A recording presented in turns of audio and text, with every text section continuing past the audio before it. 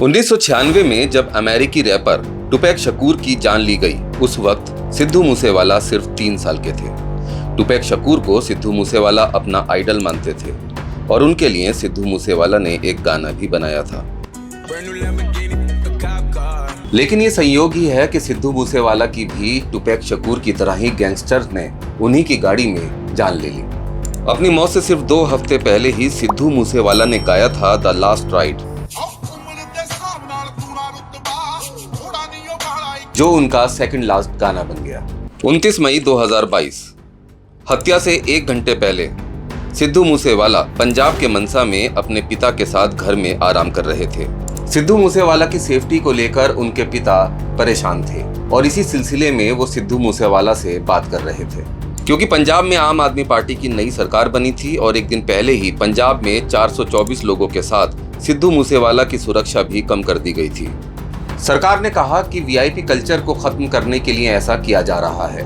दरअसल 3 महीने पहले ही सिद्धू मूसेवाला ने कांग्रेस के टिकट पर चुनाव लड़ा था, लेकिन बेहद लोकप्रिय होने के बावजूद भी सिद्धू मूसेवाला चुनाव हार गए। इसके बाद सिद्धू मूसेवाला ने खुद को बलि का बकरा बताया और इस पर एक गाना भी लिखा। सिद्धू मूसेवाला के पिता की फिक्र बढ़ गई थी, क्योंकि उन पर लगातार खतरा बना हुआ था। सिद्धू मूसेवाला को लगातार धमकियां मिल रही थीं, लेकिन अपनी सुरक्षा घटाए जाने को सिद्धू मूसेवाला अपनी ईगो से जोड़कर देख रहे थे। और उस दिन सिद्धू मूसेवाला ने अपनी पिस्टल अपने साथ ली, पर्सनल सिक्योरिटी गार्ड्स को बोला कि वो घर पर ही रहें और अपनी मौसी से मिलने के लिए मनसा की तरफ जाने का इरादा किया। सिद्धू मूसेवाला सीधे जाकर अपनी थार में बैठ गए। उनके चचेरे भाई गुरप्रीत सिंह और दोस्त गुरविंदर ने उनसे कहा कि उन लोगों को फॉर्च्यूनर से जाना चाहिए। दरअसल सिद्धू मूसेवाला की फॉर्च्यूनर बुलेट प्रूफ थी और उनकी सुरक्षा को ध्यान में रखते हुए उनके लिए खास तौर पर डिजाइन कराई गई थी। लेकिन सिद्धू मूसेवाला ने उनकी बात नहीं सुनी, क्योंकि उनका मन था ड्राइव करने का। इसके बाद ये तीनों थार में बैठकर मौसी से मिलने के लिए मनसा की तरफ निकल गए। कुछ दूरी चले थे कि रास्ते में कुछ बच्चों के साथ गाँव के एक युवक ने उनकी गाड़ी रोकने के लिए हाथ दिया। सिद्धू मूसेवाला ने गाड़ी रोक दी और उस युवक ने सिद्धू मूसेवाला के साथ में एक सेल्फी ली। उनकी गाड़ी आगे निकल गई। उधर घर में जब सिद्धू मूसेवाला के पिता को पता चला कि सिद्धू मूसेवाला बिना अपनी बुलेट प्रूफ गाड़ी में बैठे, बिना सिक्योरिटी गार्ड्स के घर से निकले हैं, तो उनके पिता की परेशानी बढ़ गई और सिद्धू मूसेवाला के पिता सिक्योरिटी गार्ड्स के साथ बुलेट प्रूफ फॉर्च्यूनर से सिद्धू मूसेवाला के पीछे निकल गए। वो लगातार सिद्धू मूसेवाला को फोन कर रहे थे, लेकिन उन्होंने फोन पिक नहीं किया। सिद्धू मूसेवाला खुद थार ड्राइव कर रहे थे। रियर व्यू मिरर में उन्होंने देखा कि कुछ एसयूवी कार्स तेजी से उनके पीछे आ रही हैं। सिद्धू मूसेवाला को लगा कि ये उनके फैंस हैं, क्योंकि आमतौर पर ऐसा अक्सर होता था। थोड़े वक्त के बाद सिद्धू मूसेवाला की गाड़ी एक मोड़ पर पहुंची।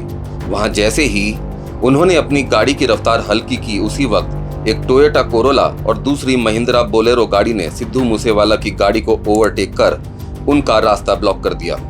सिद्धू मूसेवाला कुछ सोच पाते उससे पहले ही इन एसयूवी से 6-7 लड़के उतरे और उन्होंने अत्याधुनिक हथियारों से ताबड़तोड़ फायरिंग शुरू कर दी। सिद्धू मूसेवाला को गोलियां लगीं, लेकिन इस दौरान उन्होंने अपनी पिस्टल से भी 2 फायर किए।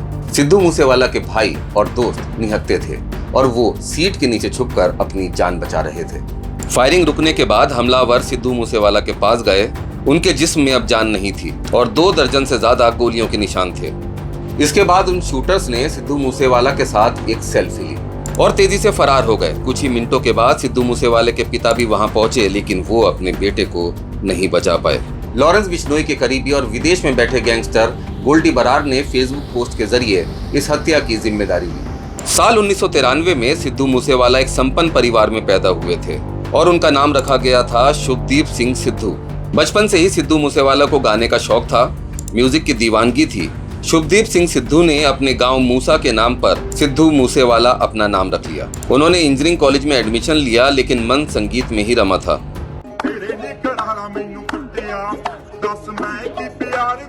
सिद्धू मूसेवाला ने अब तक सोच लिया था कि उनको अपना फ्यूचर संगीत में ही बनाना है। तब सिद्धू मूसेवाला ने अपना पहला गाना बिना लाइसेंस के गन चलाने वाले शूटर्स के टशन पर लिखा। इसके बाद साल 2017 में सिद्धू मूसेवाला कनाडा चले गए और वहां जाकर उन्होंने रैप शुरू किया। उनके गानों में गन्स, महंगी गाड़ियां, खूबसूरत लड़कियां और जट का रोब होता था।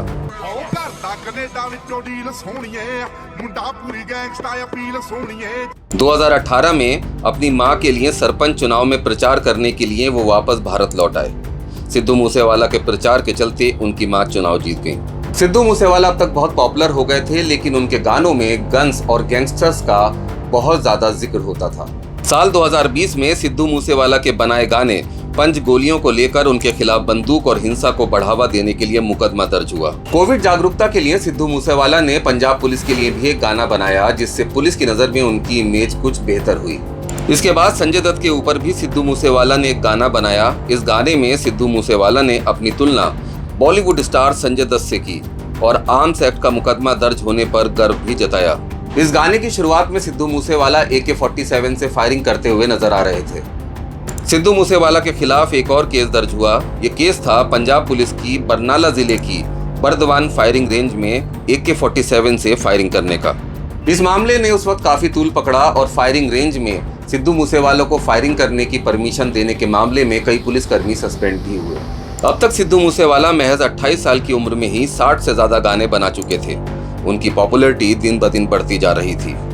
उस वक्त पंजाब के टॉप के रैपर बोहेमिया और राजा कुमारी के साथ भी सिद्धू मूसेवाला ने जुगलबंदी की। सिद्धू मूसेवाला की फैंस की गिनती लगातार बढ़ती जा रही थी और उनके ऊपर अब पैसे की बरसात होने लगी थी। सिद्धू मूसेवाला करोड़ों के मालिक हो चुके थे, हालांकि उनके परिवार के पास भी 100 एकड़ जमीन थी। सिद्धू मूसेवाला का नाम अब देश ही नहीं बल्कि विदेशों के अखबारों में भी छपने लगा। द गार्डियन ने सिद्धू मूसेवाला की आवाज को दमदार और सुरीली बताते हुए उन्हें 50 नए बेस्ट कलाकारों की सूची में शामिल किया। पॉपुलैरिटी मिलने के साथ ही सिद्धू मूसेवाला पर खतरा भी बढ़ गया था। उनकी परेशानियां भी बढ़ गई थी, क्योंकि गैंगस्टर्स अब उन्हें धमकी भरे फोन उगाही के लिए करने लगे थे।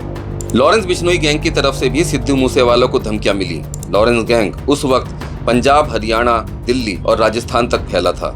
पंजाबी सिंगर्स को गैंगस्टर्स के द्वारा धमकी मिलना एक आम बात हो चुकी थी, क्योंकि पंजाबी म्यूजिक इंडस्ट्री में भी काफी पैसा था। इस बीच ये बातें सामने आई कि सिद्धू मूसेवाला बम्बिया गैंग के करीबी हैं। बीते काफी वक्त से लॉरेंस गैंग और बम्बिया गैंग के बीच वर्चस्व की लड़ाई को लेकर जंग छिड़ी हुई थी। इसी बीच विक्की मिड्डू खेड़ा की हत्या बम्बिया गैंग ने कर दी। विक्की मिड्डू खेड़ा लॉरेंस बिश्नोई का करीबी दोस्त था। लॉरेंस विक्की मिड्डू खेड़ा को बड़े भाई की तरह मानता था।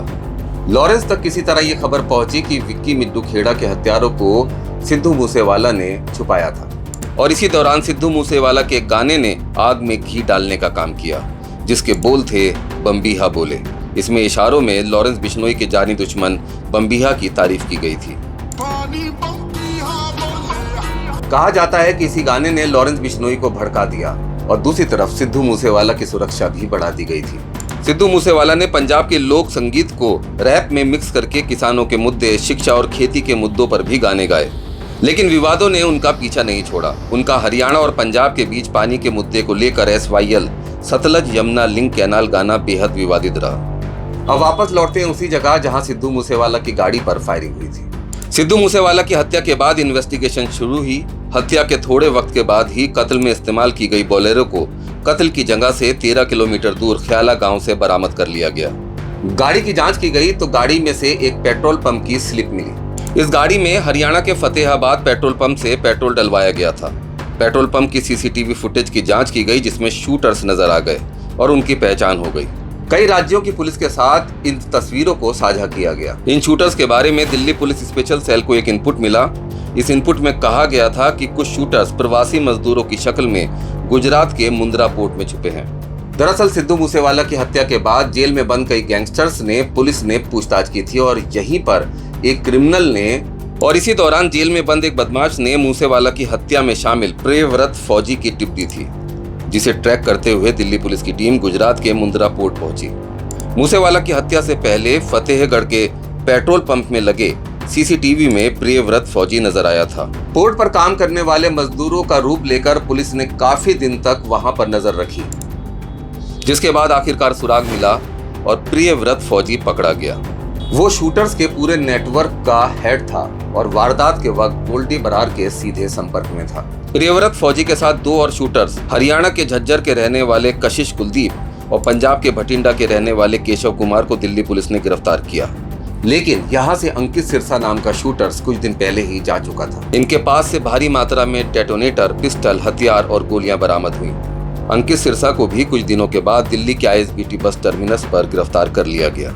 19 साल का अंकित बेहद खूंखार शूटर था। उसकी एक फोटो वायरल हुई जिसमें हाथ में गन लिए अंकित सिरसा बैठा है और सामने गोलियों से सिद्धू मूसेवाला लिखा है। जानकारी मिली कि साल 2021 में लॉरेंस बिश्नोई ने जेल से ही सिद्धू मूसेवाला के कत्ल का हुक्म दिया था। सबसे पहले ये जिम्मेदारी हाशिम बाबा को सौंपी गई, जो कि दिल्ली का एक गैंगस्टर है।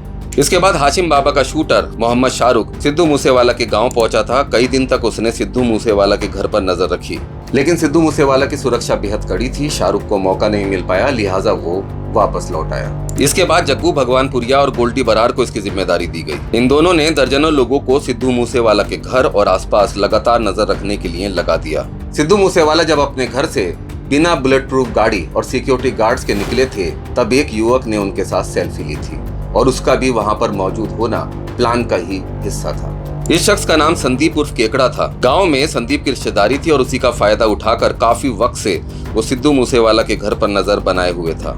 केकड़ा ने सिद्धू मूसेवाला के साथ जो सेल्फी ली थी वो सीधे उसने सिग्नल ऐप के जरिए गोल्डी बरार को भेजी थी। ऐसी हुई गाड़ियों में शूटर्स भी घर के आसपास ही थे, जिन्होंने सिग्नल मिलते ही फौरन सिद्धू मूसेवाला का पीछा करना शुरू कर दिया। सिद्धू मूसेवाला की हत्या में 2 मॉड्यूल एक्टिव थे और दोनों ही गोल्डी बरार को रिपोर्ट कर रहे थे। जुलाई में सिद्धू मूसेवाला के पंजाब मॉड्यूल के शूटर जगदीप रूपा और मनप्रीत को अमृतसर में अटारी बॉर्डर के पास एनकाउंटर में मार गिराया गया और आखिरी फरार शूटर दीपक उर्फ मुंडी को पश्चिम बंगाल में नेपाल बॉर्डर के पास से पकड़ लिया गया। उसके साथ कपिल पंडित और राजेंद्र भी गिरफ्तार किए गए। दरअसल इन शूटर्स का सिद्धू मूसेवाला की हत्या करने का प्लान कुछ और था। सिद्धू मूसेवाला हमेशा कड़ी सिक्योरिटी में रहते थे, इसलिए कनाडा में बैठे गोल्डी बरार ने प्रियव्रत को पुलिस की वर्दी में वारदात करने के लिए कहा था। इसके लिए कई पुलिस की वर्दियां खरीदी गई थी और ये सभी शूटर्स पुलिस की वर्दी में सिद्धू मूसेवाला पर अटैक करने वाले थे।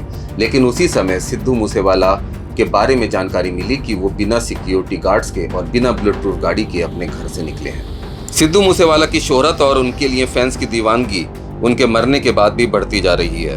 हाल ही में वो अमेरिकी बिलबोर्ड ग्लोबल चार्ट में अपनी जगह बनाने वाले पहले पंजाबी सिंगर बने।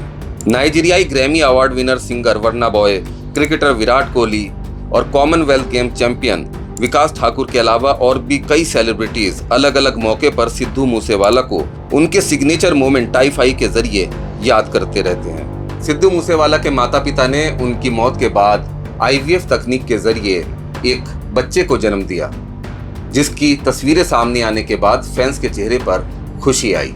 मर्डर के बाद से अब तक सिद्धू मूसेवाला के 6 गाने रिलीज हो चुके हैं, जो बहुत बड़े हिट साबित हुए हैं। इनमें से एक गाना SYL भारत सरकार के द्वारा प्रतिबंधित कर दिया गया है। लेकिन अगर उस दिन सिद्धू मूसेवाला अपनी ईगो के चलते बिना सिक्योरिटी गार्ड्स के और बिना बुलेट प्रूफ गाड़ी के घर से ना निकले होते, तो शायद आज भी वो अपने फैंस के लिए और गाने बना रहे होते।